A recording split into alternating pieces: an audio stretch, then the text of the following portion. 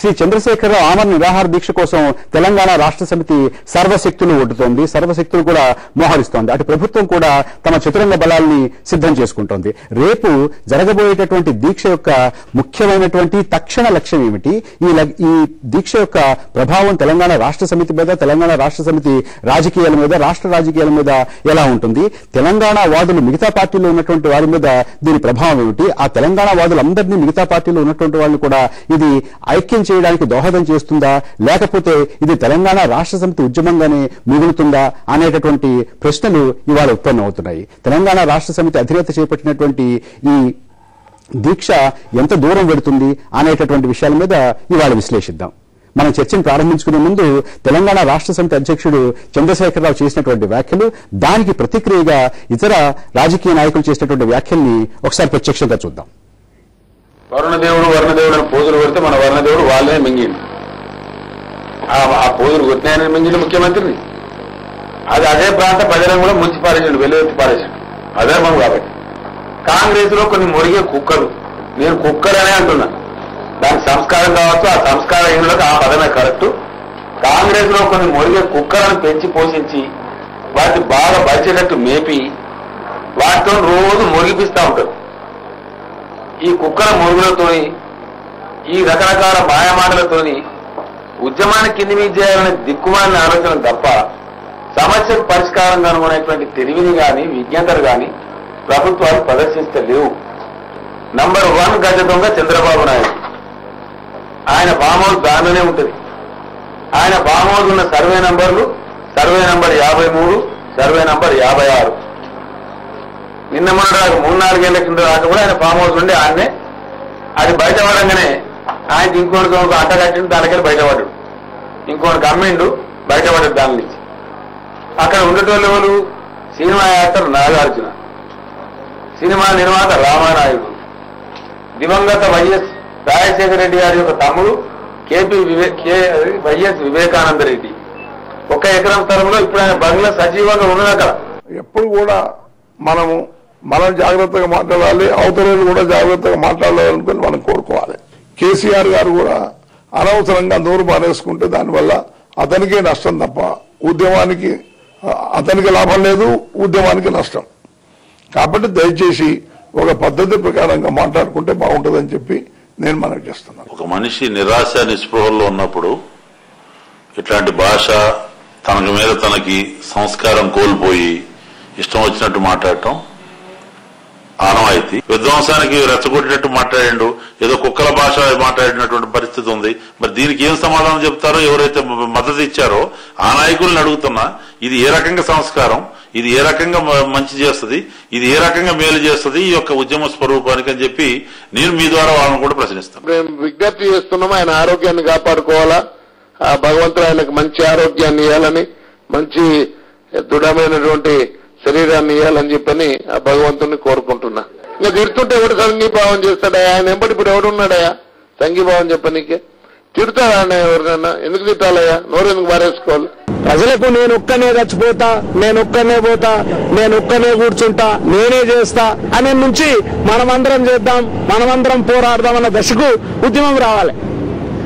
అందుగురించి ప్రజలందరూ కూడా ఏమన్నాడు, ఆయనే చేస్తానట, ఆయనే నిలబెడతాడట, నిలబడాను అనుకుంటున్నాడు. చంద్రశేఖరరావు గారు, ఇది అంతిమ ప్రయత్నమా? తెరాస ప్రయాస కేవలం తెరాస ప్రయాసేనా, లేకపోతే రాష్ట్రంలో ఉన్నటువంటి, తెలంగాణలో ఉన్నటువంటి ఇతర పార్టీల్లో ఉన్నటువంటి తెలంగాణ వాదుల ప్రయాస కూడానా? ఇలా ఒకటి మాత్రం చాలా స్పష్టంగా మాట్లాడుకోవచ్చు సార్ మనం. ఎందుకంటే గడిచిన 9 సంవత్సరాలు తెలంగాణ రాష్ట్ర సమితి పుట్టడమే తెలంగాణ రాష్ట్రం కొరకు పుట్టింది. తెలంగాణ రాష్ట్రం ఏర్పాటు కొరకుతో పాటు దాంట్లో ఈ యొక్క రాజకీయ ప్రక్రియ ద్వారానే తెలంగాణ వస్తుంది అని చెప్పేసి బిలీవ్ చేసి, అది అందరి వాస్తవమైన మాట కాబట్టి దీంట్లో రాజకీయాన్ని కూడా కూర్చుకుంటే బాగుంటుందన్న ఉద్దేశంతో తెలంగాణ రాష్ట్రం ఏర్పాటు కొరకు రాజకీయ ప్రక్రియను కూడా ఆసరగా తీసుకోవాలన్న ఉద్దేశంతో ఎన్నికలలో కూడా పోటీ చేయడం జరిగింది. అదేవిధంగా ఇతర రాజకీయ పార్టీల వారిని అందరినీ కూడా మాట్లాడుకోవడం జరిగింది. ఇంచుమించుగా 32 రాజకీయ పార్టీలు ఈ దేశంలో తెలంగాణ రాష్ట్రం ఏర్పాటును సమర్థించడం జరిగింది. వాళ్ళు స్వయంగా సంతకాలు పెట్టి లెటర్స్ కూడా ఇచ్చినారు. అయితే ఇక్కడ ఒకటి ఏమనిచ్చారంటే, ఈ గడిచిన 9 సంవత్సరాల నుండి కూడా అనేక ప్రక్రియలు చేసిన ప్రజాస్వామ్య పద్ధతిలో అనేక కార్యక్రమాలు చేసుకుంటూ వచ్చిన పరిస్థితుల్లో పూర్తిగా 10 సంవత్సరాల తర్వాత విసికి వేసారిపోయిన పరిస్థితి ఏర్పడ్డది. ఈరోజు తెలంగాణ రాదు అనే ఒక పాయింట్కి వచ్చిన తర్వాత కనీసం నా ప్రాణ త్యాగం చేస్తేనన్నా తెలంగాణ రాష్ట్రం వస్తుందేమో అనే భావనతోని ఇది నిజంగా కూడా చివరి అస్త్రంగానే ఈరోజు దీన్ని టీఆర్ఎస్ అదేవిధంగా కేసీఆర్ గారు తీసుకుంటా ఉన్నారు. కాబట్టి తప్పకుండా దీంతో తెలంగాణ సాధించుకోవడానికి అవకాశాలు ఉన్నాయన్న ఉద్దేశంతోనే ఇది ఏర్పాటు చేసుకున్నారు. చంద్రశేఖర్ గారు, అంటే రేపు కేసీఆర్ గారు దీక్ష కూర్చుంటారు, తెలంగాణ వస్తేనే లేస్తారా?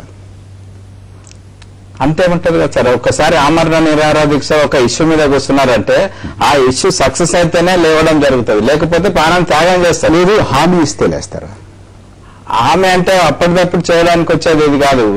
రాజకీయ పార్టీ ఈ రోజు ఏదైతే కాంగ్రెస్ పార్టీ ప్రభుత్వంలో ఉన్నదో ఇక్కడ రెగ్యులేషన్ గతంలో మీరు చాలా సార్లు చెప్పారు, రాష్ట్రపతి ఉపన్యాసంలో పెట్టారు, తర్వాత యూపీఏ కూడా దీని గురించి మాట్లాడింది, తర్వాత ప్రణబ్ కుమార్ ముఖర్జీ కమిటీ వేశారు.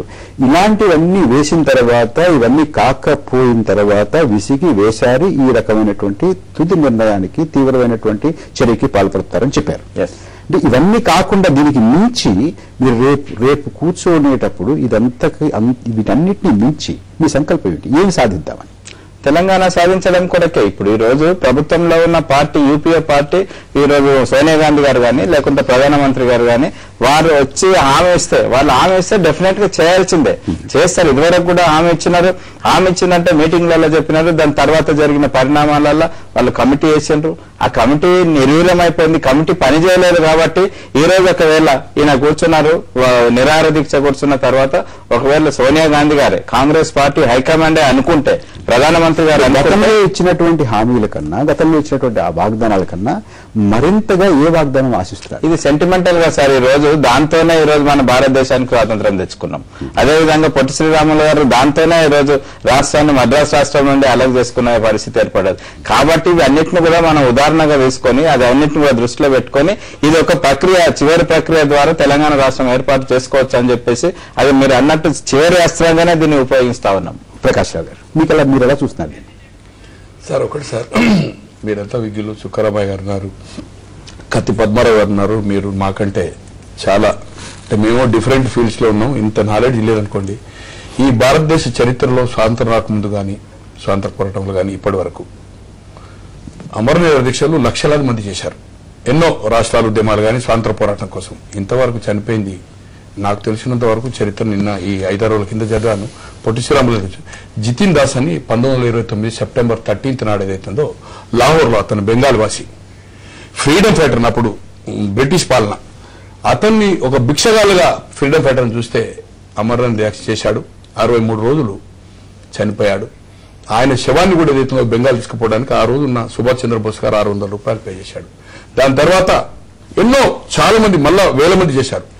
53లో ఏదైతుందో ఆంధ్ర రాష్ట్రం కోసం 56 రోజులు చేసి, నిజంగా చెప్పాలంటే నేను డిఫర్ కావచ్చు కొంతమంది చరిత్ర కొన్ని దానికి తెలిసిన వాళ్ళు కొన్ని పుస్తకాలు ఆర్టికల్ చదివినప్పుడు ఆయన నిజంగా 4-5 రోజులకే లేస్తా అనుకున్నాడు. కానీ ఖచ్చితంగా వస్తుందని కూర్చుండబెడితే చివరికి ఆయన ప్రాణం పోయింది. ఆంధ్ర రాష్ట్రం జరిగింది అనుకోండి, సంతోషం. తెలంగాణ ఉద్యమం మేము కూడా పాల్గొన్నాము. విద్యార్థి సంఘ ఉపాధ్యక్షుడిగా, ప్రధాన కార్యదర్శిగా, ప్రెసిడెంట్ గా ఈ రాష్ట్ర తెలంగాణ యాక్షన్ కమిటీలో ఉండి వేల మంది నిరాహార దీక్షలు చేశారు. 360 మంది చనిపోయారు. మీ మాట్లాడడం వస్తున్నాను. కరీంనగర్ నుంచి ఈటెల రాజేంద్ర గారు మనతో ప్రత్యక్ష ప్రసారం ద్వారా చర్చలో పాల్గొనడానికి అందుబాటులోకి వచ్చారు. స్వాగతం ఈటెల రాజేంద్ర గారు, మీరు కూడా చర్చలో పాల్గొంటారు. ప్రకాష్ రావు గారు మాట్లాడుతున్నారు. మన దగ్గర ఉన్నటువంటి వారు ఇప్పుడు చుక్క రామయ్య గారు ఉన్నారు, కత్తి పద్మారావు గారు ఉన్నారు, మీ చంద్రశేఖర్ గారు ఉన్నారు, మోహన్ ప్రకాష్ రావు గారు. ప్రకాష్ అయితే ఆ ఉద్యమంలో విద్యార్థులు, ఎన్జిఓలు జనవరి స్టార్ట్ అయిందంటే 16 జనవరి, సెప్టెంబర్ మీరు కూడా మీ ఫాదర్ గారు కూడా పివి గారికి ఫాలోవర్ బ్రహ్మాండ రెడ్డి దిగిపోయి ముఖ్యమంత్రి వరకు ఆ ఉద్యమము 71లో 14లో 10 సీట్లు గెలిచి భారతదేశ చరిత్రలో ఇంతవరకు ఏదైతుందో సింగిల్ లైన్ మేనిఫెస్టో మీద పోటీ చేసిన పార్టీ లేదు.